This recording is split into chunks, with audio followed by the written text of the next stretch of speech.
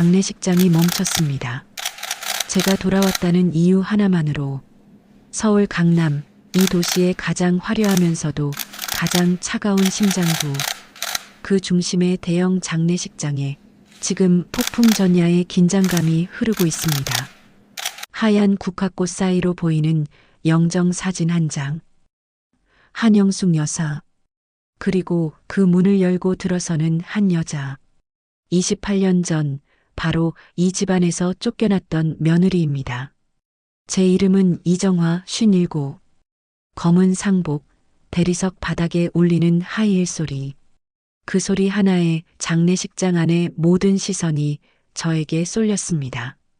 저 사람, 누구야? 왜 기자들이 몰려들어? 쉿, 조용히 해. 저분이 그 며느리래. 28년 전 시어머니한테 호적에서 파였던 그 여자.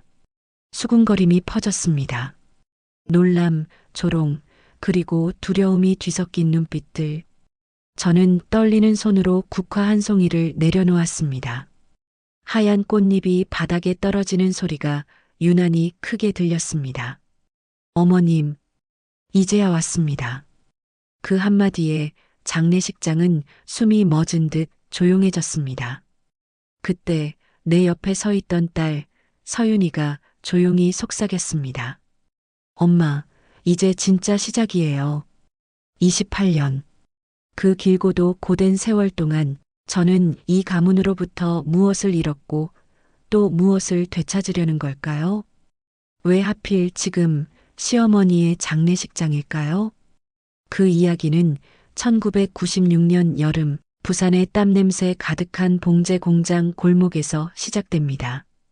그때 29이던 저는 몰랐습니다. 이정화 제 이름 석자가 이 거대한 가문의 운명을 뒤바꿀 줄은요. 오늘 그 28년의 이야기를 함께 들어주세요. 끝까지 함께 해주신다면 이 이야기가 어디로 흘러가는지 분명 잊지 못하실 겁니다. 1996년의 어느 날 새벽 4시 부산 동구 봉제 공장 골목. 아직 어둠이 가시지 않은 시간 저는 이미 미싱 앞에 앉아 있었습니다. 드르르르륵. 재봉틀 소리가 좁은 작업실을 가득 채웁니다. 형광등 불빛 아래 먼지가 날립니다. 첫 냄새와 기름 냄새가 뒤섞입니다. 29살의 저는 결혼 2년 차 며느리였습니다. 시댁은 작은 봉제 하청업체를 운영했고 저는 그곳에서 재단사로 일했습니다. 새벽부터 밤까지 주말도 없이 손끝은 늘 바늘에 찔린 상처로 가득했습니다. 그래도 행복했습니다. 적어도 첫 아이를 낳기 전까지는요. 그때의 저는 순진했습니다. 열심히 일하면 착하게 살면 인정받을 수 있을 거라고 믿었습니다. 정화야 밥. 시어머니 한영숙 여사의 목소리가 들립니다. 저는 재빨리 손을 닦고 일어섰습니다. 손에 묻은 먼지를 털어냅니다. 밥상에는 시어머니, 남편 도윤, 그리고 제가 앉았습니다. 늘 그랬듯이 저는 끝자리에 앉았습니다. 어제 납품한 거 검수 통과했어요. 제가 조심스럽게 말을 꺼냅니다. 목소리가 작아집니다. 그래, 그래도 아직 멀었어. 큰 거래처 하나 잡으려면. 시어머니는 대답 대신 한숨을 쉬었습니다. 그리고는 제 배를 힐끗 쳐다봤습니다. 당시 저는 임신 3개월이었습니다. 입덧이 심해 새벽마다 화장실을 들락거렸습니다. 이번엔 아들이겠지? 첫째가 딸이니까. 그 말에 저는 숟가락을 든 손이 굳었습니다. 남편 도윤은 아무 말도 하지 않았습니다. 그저 고개를 숙이고 밥만 먹을 뿐이었습니다. 늘 그랬습니다. 남편은 언제나 침묵으로 일관했습니다. 며느리가 아들 못 낳으면 그건 여자로서 실패한 거야. 알지? 저는 대답 대신 고개만 끄덕였습니다. 목구멍에 뭔가 걸린 것 같았습니다. 그날 아침 밥이 목으로 넘어가지 않았습니다. 숟가락을 놓는 제 손이 떨렸습니다. 몇 달 뒤 출산. 딸이었습니다. 서윤이, 작고 예쁜 제 딸.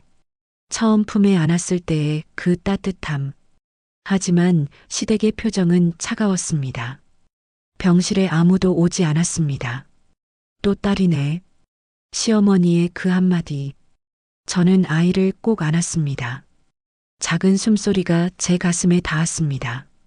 남편은 한 번도 오지 않았습니다. 전화만 한 통 왔을 뿐입니다. 엄마가 좀 섭섭해 하시는데 이해 좀 해줘. 곧 괜찮아질 거야. 전화 너머 남편의 목소리는 힘이 없었습니다. 이해하라고요? 뭘 이해하라는 걸까요? 제가 여자아이를 낳은 걸, 제가 며느리로서 실격했다는 걸. 퇴원 후 저는 다시 미싱 앞에 앉았습니다. 아이를 업고 한 손으로는 젖병을 물리고 다른 손으로는 재봉틀을 돌렸습니다. 등에 업힌 아이의 체온이 느껴집니다. 옆에서 일하는 박복래 언니가 제게 말했습니다. 정화야, 너무 무리하지 마. 아기가 아직 어린데. 괜찮아요, 언니. 일 안 하면 더 힘들어요. 저는 웃으며 대답했습니다. 하지만 웃음 뒤에 숨긴 눈물을 복래 언니는 알고 있었을 겁니다. 그날 밤 이불 속에서 소리 없이 울었습니다. 베개를 입에 물고 아무도 모르게. 그때는 몰랐습니다. 제가 흘린 그 눈물이 28년 후 완전히 다른 의미가 될 줄은요. 그 눈물이 제 인생을 바꾸는 시작이 될 줄은요. 1997년 봄, 저는 다시 임신을 했습니다. 6개월이었습니다. 시어머니는 저를 데리고 병원에 갔습니다. 평소와 다른 대형 병원이었습니다. 왜 여기로 온 걸까요? 선생님, 이 며느리 몸 상태가 어떤가요?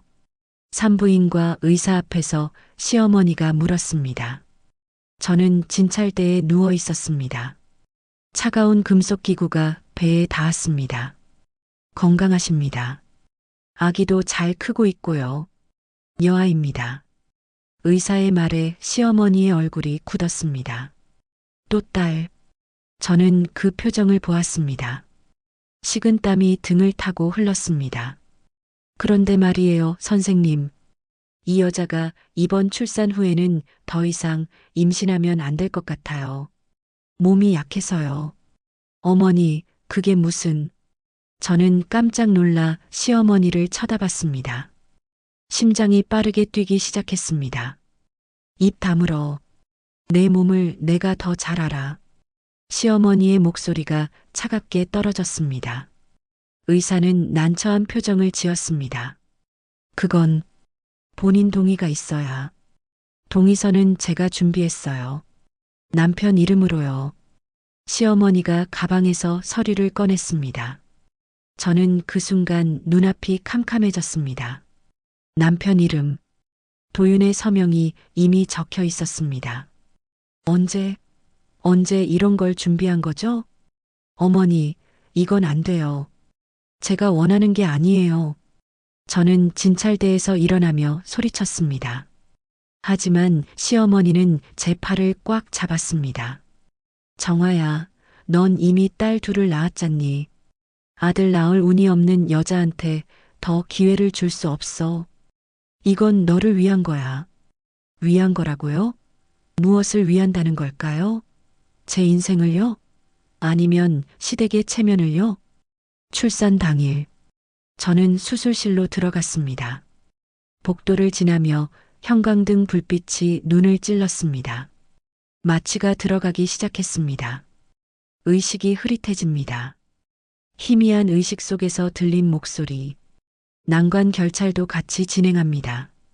저는 비명을 지르려 했지만 목소리가 나오지 않았습니다. 몸이 움직이지 않았습니다. 마취된 팔다리는 천근만근 무거웠습니다. 그렇게 저는 아이를 잃었습니다.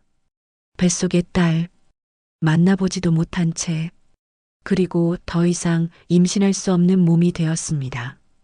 29의 나이에 저는 불임 여성이 되었습니다. 퇴원 날, 일주일 뒤였습니다. 병실 문이 열렸습니다. 시어머니가 제 짐을 싸고 있었습니다. 큰 가방 하나에 제 옷가지들을 마구 집어넣고 있었습니다. 정화야, 이제 그만 친정으로 돌아가는 게 어떻겠니? 네, 귀를 의심했습니다. 방금 뭐라고 하신 거죠? 아들도 못 낳고 애도 유산했잖아. 이제 내가 이 집에 있을 이유가 없어. 저는 비틀거리며 일어났습니다. 수술 상처가 아팠습니다. 다리에 힘이 없었습니다. 도윤 씨, 도윤 씨. 저는 남편을 찾아 소리쳤습니다. 복도로 뛰쳐나갔습니다. 남편은 방문 뒤에 숨어 나오지 않았습니다. 문틈 사이로 남편의 그림자만 보였습니다. 나 좀 봐. 제발. 하지만 대답은 없었습니다. 그날 저는 시댁 대문 앞에 놓인 제 이삿짐을 보았습니다. 작은 가방 하나. 그게 2년간의 결혼 생활 전부였습니다. 딸은 나한테 맡기고 가. 시어머니의 마지막 말. 저는 비틀거리며 집 안으로 뛰어들어갔습니다. 서윤이, 제 딸. 아장아장 걷기 시작한 제 딸을 안아 올렸습니다. 안 돼요. 서윤이는 제 딸이에요. 내 딸? 넌 이제 이 집 며느리도 아니야. 아무것도 아니야. 그렇게 저는 쫓겨났습니다. 생후 8개월 된 딸을 안고 갈 곳 없이 6월의 뜨거운 햇살 아래 그날 밤 부산역 대합실에서 저는 아이를 안고 밤을 새웠습니다. 차가운 벤치에 앉아 아이는 울었고 저도 울었습니다. 그때는 정말 몰랐습니다. 이 모든 게 제 운명을 바꾸는 시작일 줄은요. 바닥까지 떨어진 그날이 오히려 저를 일으켜 세울 거라는 걸요. 부산 동구 좁은 골목, 쓰레기 집화장 옆 반지하 원룸, 월세 20만 원, 곰팡이 냄새가 나는 작은 방. 그곳이 저와 서윤이의 새로운 집이었습니다. 창문은 반쯤 땅에 묻혀 있었습니다. 햇빛이 거의 들지 않았습니다. 습기가 차서 이불이 늘 눅눅했습니다. 밤이 되면 쥐가 천장을 긁는 소리가 들렸습니다. 저는 다시 봉제 공장을 찾아갔습니다. 아이를 업고 일할 수 있는 곳. 하루 16시간씩 미싱을 돌렸습니다. 손가락은 피가 나고 허리는 끊어질 것 같았습니다. 하지만 멈출 수 없었습니다. 멈추면 우리는 굶을 테니까요. 정화야, 밥은 먹고 다니니? 옆 미싱에 앉은 박봉래 언니가 김밥 한 줄을 내밀었습니다. 저는 눈물이 났습니다. 작은 친절이 이렇게 고마울 수가 없었습니다. 언니, 감사해요. 즉, 울긴. 넌 손재주가 있어. 이 동네에서 내가 제일 옷을 잘 만든다고. 그거 알아? 복래 언니의 말에 저는 고개를 들었습니다. 미싱 앞에 비친 제 얼굴. 수척하고 창백했습니다. 하지만 눈빛만은 살아 있었습니다. 그날 밤 저는 작은 노트를 펼쳤습니다. 형광등 불빛 아래에서 그리고 저의 이름을 적었습니다. 이정화. 세 글자. 제가 가진 전부였습니다. 서윤아, 엄마가 언젠가는 엄마 이름으로 된 옷을 만들 거야. 엄마 이름이 새겨진 라벨을 달 거야. 돌도 안 된 아이는 제 얼굴을 만지며 웃었습니다. 저는 그날부터 달라졌습니다. 더 이상 피해자로 살지 않기로 했습니다. 낮에는 공장에서 일하고 밤에는 혼자 옷을 만들기 시작했습니다. 서윤이가 잠든 밤 11시부터 새벽 3시까지 시장에서 남은 천을 사다가 제 손으로 하나하나 재봉했습니다. 손끝이 부르텄습니다. 눈이 침침했습니다.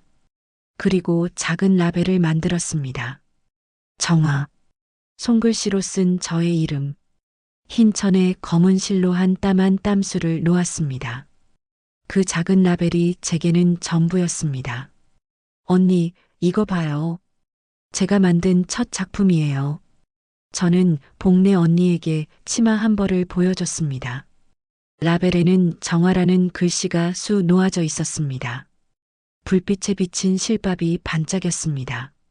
야, 이거 진짜 예쁘다. 정화야, 너 이거 팔아봐. 시장에 내다 팔면 잘 나갈 것 같은데? 그 말에 용기를 얻어 저는 국제시장에 나갔습니다. 손수 만든 옷 10벌을 들고 무거운 가방을 메고 버스를 3번 갈아탔습니다. 그리고 그날 전부 다 팔렸습니다. 아줌마, 이거 라벨 특이하네요. 정화가 뭐예요? 제 이름이에요. 제가 직접 만든 옷이에요. 아, 그래서 이렇게 정성스럽게 만들어졌구나. 하나 더 주세요. 저는 그날 15만 원을 벌었습니다. 공장 월급의 절반. 집으로 돌아오는 길, 저는 서윤이를 안고 울었습니다. 하지만 이번엔 슬픔이 아니었습니다. 기쁨의 눈물이었습니다. 서윤아, 우리 해냈어. 엄마 이름으로 옷을 팔았어. 2년이 흘렀습니다. 저의 옷은 입소문을 타기 시작했습니다. 정화손이라고 불렸습니다. 정화의 손에서 나온 옷은 다르다고, 정성이 다르다고, 복래 언니가 말했습니다. 정화야, 이제 내 이름으로 공방을 차려. 더 이상 남의 밑에서 일할 필요 없어. 저는 고개를 저었습니다. 돈이 없어요, 언니. 그럼 모으자. 우리 둘이 같이. 그날부터 저와 복래 언니는 매달 돈을 모았습니다. 10만 원씩, 20만 원씩 통장에 찍히는 숫자를 보며 희망을 키웠습니다. 3년이 흘렀습니다. 2002년 저는 드디어 제 이름을 내걸 수 있었습니다. 정화공방, 작은 간판 하나, 6평짜리 작업실, 중고 미싱 세대. 하지만 그것은 저의 전부였습니다. 개업하는 날 복래 언니가 떡을 사왔습니다. 우리는 둘이서 떡을 나눠 먹으며 울었습니다. 더 이상 울고만 있을 수는 없었습니다. 그날 밤 저는 결심했습니다. 반드시 제 이름으로 살아남겠다고, 제 이름으로 세상에 증명하겠다고, 며느리가 아니라 이정화로요. 2008년, 12년이 흘렀습니다. 서윤이는 중학생이 되었고 정화 공방은 더 이상 작은 가게가 아니었습니다. 부산 서면에 위치한 3층 건물. 1층은 매장, 2층은 작업실, 3층은 사무실. 직원도 15명으로 늘었습니다. 저의 라벨 정화는 이제 부산에서 제법 알려진 브랜드가 되었습니다. 백화점에서도 저희 옷을 찾았습니다. 사장님, 부산 백화점에서 연락 왔습니다. 입점 제안이래요. 직원의 말에 저는 믿을 수 없었습니다. 백화점 입점. 그건 제가 꿈꿔온 순간이었습니다. 골목 시장에서 시작한 제가 백화점까지 온 겁니다. 정말? 정말이야? 네, 사장님. 담당 바이어가 직접 매장 방문하고 싶대요. 축하드려요. 저는 그날 밤 서윤이와 둘이서 짜장면을 먹으며 축하했습니다. 중국집 플라스틱 의자에 앉아서. 하지만 그 순간이 너무 행복했습니다. 엄마 대단해. 엄마 옷이 백화점에 걸린다니. 서윤아, 엄마가 열심히 해서 너 대학까지 보낼 거야. 꼭 가고 싶은 대학 다 가. 엄마, 나는 기자가 되고 싶어. 약한 사람들 목소리를 대변하는 기자. 서윤이의 눈빛이 반짝였습니다. 저는 아이의 머리를 쓰다듬었습니다. 얼마나 컸는지. 이제 제 어깨까지 오는 키. 우리는 행복했습니다. 적어도 그 전화가 오기 전까지는요. 2010년 여름, 백화점 입점을 준비하던 중 상표 등록을 위해 특허청에 서류를 제출했습니다. 정식으로 브랜드를 등록하는 절차였습니다. 그런데 며칠 후 변호사에게서 전화가 왔습니다. 정화 사장님, 문제가 생겼습니다. 무슨 문제요? 전화기 너머 변호사의 목소리가 심각했습니다. 정화 브랜드가 이미 등록되어 있습니다. 2005년에요. 네. 제가 2002년부터 쓴 이름인데요. 그게 무슨... 등록자 명의를 확인했는데요. 한영숙 씨로 되어 있습니다. 그 순간 전화기를 떨어뜨릴 뻔했습니다. 한영숙, 제 시어머니, 아니, 전 시어머니의 이름. 12년 만에 다시 들은 그 이름. 그게 무슨, 어떻게 그럴 수가 있죠? 그뿐만이 아닙니다. 건물 등기부등본도 확인했는데 현재 사장님이 쓰시는 건물도 한영숙 명의로 등록되어 있습니다. 사장님, 혹시 이 건물 매입하실 때 계약서 확인하셨습니까? 저는 그 자리에 주저앉았습니다. 다리에 힘이 풀렸습니다. 제가 12년 동안 일군 모든 것, 제 이름, 제 건물, 제 브랜드, 그 모든 것이 시어머니 명의였다니. 어떻게 이럴 수가. 복례 언니가 달려왔습니다. 제가 바닥에 주저앉은 걸 보고 놀란 표정이었습니다. 정화야, 무슨 일이야? 얼굴이 왜 그래? 저는 떨리는 목소리로 상황을 설명했습니다. 복례 언니의 얼굴이 굳었습니다. 분노가 치밀어 올랐습니다. 그 여자가 내가 만든 걸 자기 이름으로 등록했다고? 12년 동안? 언니, 저 어떡해요? 12년이에요. 12년 동안 제가 만든 건데, 제가 밤새며 만든 건데, 목이 메었습니다. 말이 나오지 않았습니다. 그날 밤 저는 잠을 이룰 수 없었습니다. 천장을 바라보며 눈물만 흘렸습니다. 12년 전 수술실의 냄새가 다시 코끝에 맴돌았습니다. 마취 속에서 들었던 그 목소리. 아들 낳을 운이 없는 여자는 필요 없어. 저를 버린 것도 모자라 제가 피땀 흘려 만든 것까지 빼앗아 간 겁니까? 저는 벽을 쥐어뜯었습니다. 손톱이 벗겨졌습니다. 하지만 그 순간 서윤이가 제 방문을 열었습니다. 엄마, 괜찮아? 서윤아, 엄마, 나한테 맡겨. 내가 취재할게. 기자가 될 거잖아, 나. 엄마가 겪은 일 내가 세상에 알릴게. 18살 딸의 눈빛에는 분노가 타올랐습니다. 그 눈빛을 보는 순간 저는 다짐했습니다. 이번엔 절대로 당하지 않겠다고. 이번엔 싸우겠다고. 2012년 서윤이는 신문사 인턴 기자가 되었습니다. 저는 변호사를 선임했습니다. 그리고 우리는 증거를 모으기 시작했습니다. 조용히, 철저하게. 엄마, 이거 봐. 2005년 상표 등록 당시 제출된 서류야.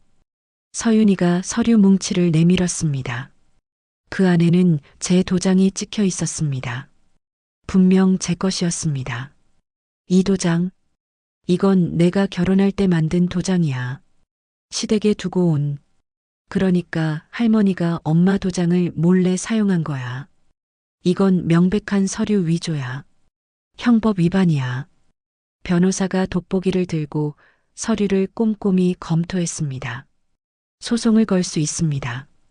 하지만 시간이 오래 걸릴 겁니다. 상대가 꽤 큰 기업으로 성장했더군요. 변호사 선임비도 만만치 않을 겁니다. 큰 기업이요? 네. 한영숙 씨가 2008년부터 서울의 한가문 의류라는 회사를 차렸습니다. 정화 브랜드를 메인으로 내세워서요. 강남에 본사가 있고요. 작년 매출이 200억이 넘습니다. 저는 입이 떡 벌어졌습니다. 200억. 제가 만든 브랜드로 시어머니가 200억을 번 겁니까? 제가 밤새며 바느질한 그 디자인으로요? 제가 만든 건데. 목이 메었습니다. 복례 언니가 제 손을 꼭 잡았습니다. 언니의 손이 따뜻했습니다. 정화야, 포기하지 마. 우리 끝까지 가보자. 내가 만든 거 다 찾아주자. 그날 저는 소송을 결심했습니다. 하지만 문제가 있었습니다. 증거가 부족했습니다. 제가 처음 정화 라벨을 만들었다는 증거, 2002년부터 사용했다는 증거, 사진이나 영수증이 필요했습니다. 엄마, 혹시 옛날 사진이나 영수증 같은 거 없어? 글쎄, 이사 다니면서 거의 다 버렸는데, 그때 복례 언니가 벌떡 일어났습니다. 뭔가 떠오른 듯한 표정이었습니다. 잠깐, 정화야, 기억나? 2003년에 봉제기술 경진대회 나갔잖아. 부산시에서 주최한. 아, 맞다. 그때 은상 받았었지. 상금 50만 원 받아서 서윤이 학용품 샀었는데, 그때 사진 찍었어. 내가 만든 옷 입고, 라벨에 정화라고 선명하게 박혀 있었어. 내가 봤거든. 우리는 당장 경진대회 사무국에 연락했습니다. 그리고 기적처럼 자료가 남아 있었습니다. 2003년 8월 15일, 제가 만든 한복 원피스, 라벨에는 손글씨로 정화라고 적혀 있었습니다. 이거야. 이게 증거야. 서윤이가 소리쳤습니다. 하지만 여전히 부족했습니다. 시어머니 측 변호사는 정화는 흔한 이름이라며 우기고 있었습니다. 더 강력한 증거가 필요했습니다. 그러던 어느 날 복례 언니가 낡은 봉투를 들고 왔습니다. 먼지가 쌓인 봉투였습니다. 정화야, 이게 뭐예요, 언니? 내가 시집갈 때 시어머니한테 준 도장 원본이야. 내가 그때 혹시 몰라서 하나 더 파놨거든.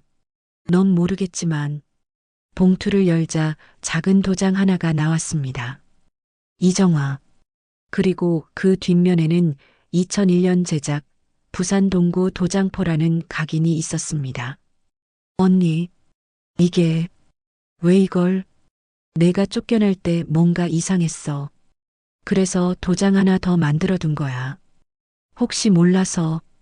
저는 복례 언니를 와락 껴안았습니다. 눈물이 쏟아졌습니다. 감정 결과 두 도장은 완벽히 일치했습니다. 시어머니가 제 도장을 불법으로 사용한 결정적 증거였습니다. 2014년 3월, 우리는 드디어 소송을 제기했습니다. 상표권 무효 소송 및 손해배상 청구. 청구 금액 150억 원. 법원 앞에서 서윤이가 제 손을 꼭 잡았습니다. 엄마, 우리가 이길 거야. 반드시. 그래, 이번엔 제대로 싸워볼게. 끝까지. 하지만 그때는 몰랐습니다. 진짜 반전은 이제부터였다는 것을요. 시어머니가 숨겨둔 마지막 비밀이 있었다는 걸요. 2015년 소송은 1년 넘게 계속되었습니다. 법정에서 시어머니와 마주쳤습니다. 16년 만이었습니다. 시어머니는 많이 늙어 있었습니다. 정화야, 내가 왜 이러니?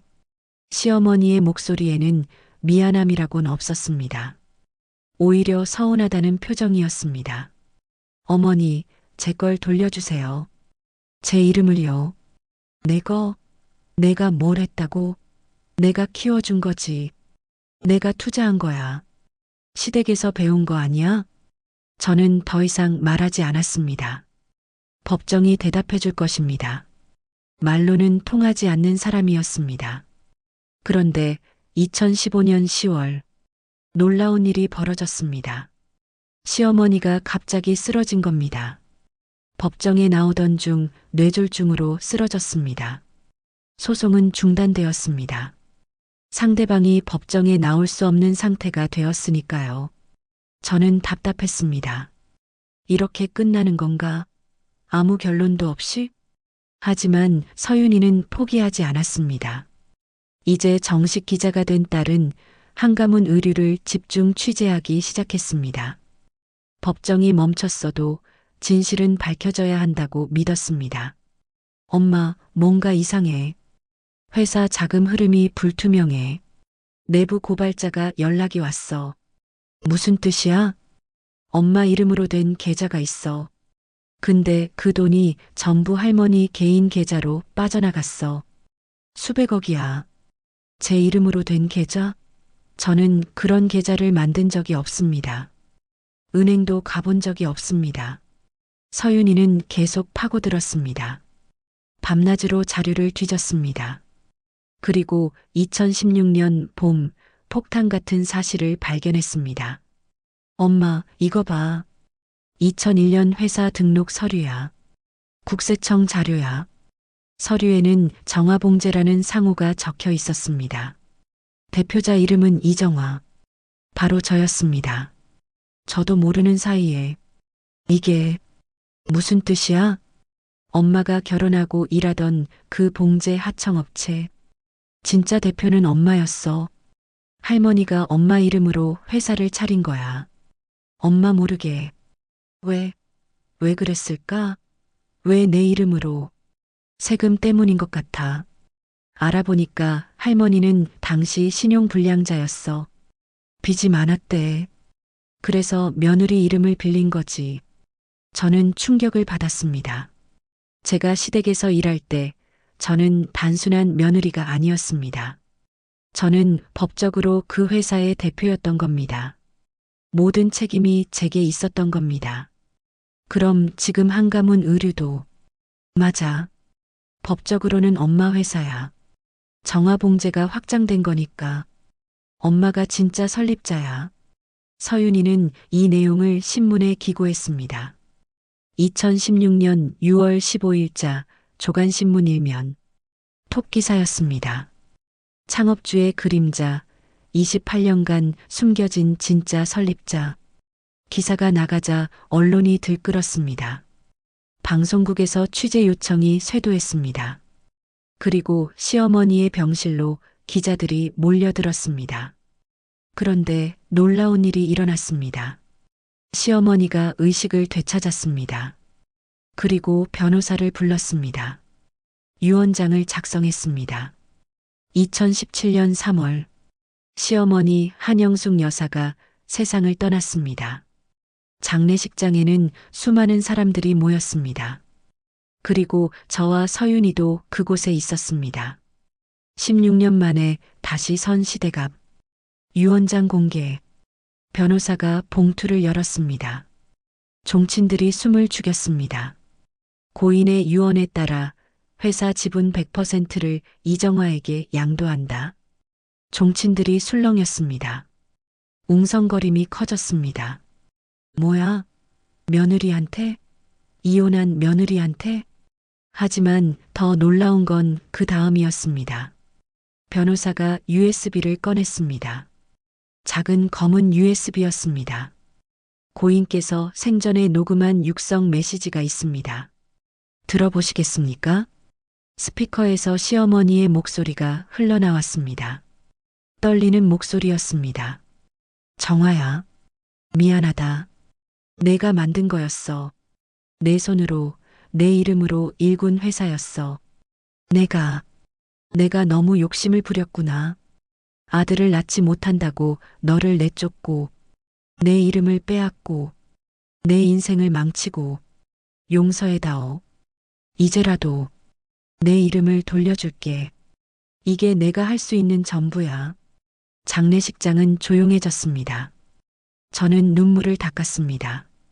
분노도 원망도 아니었습니다. 그저 허무했습니다.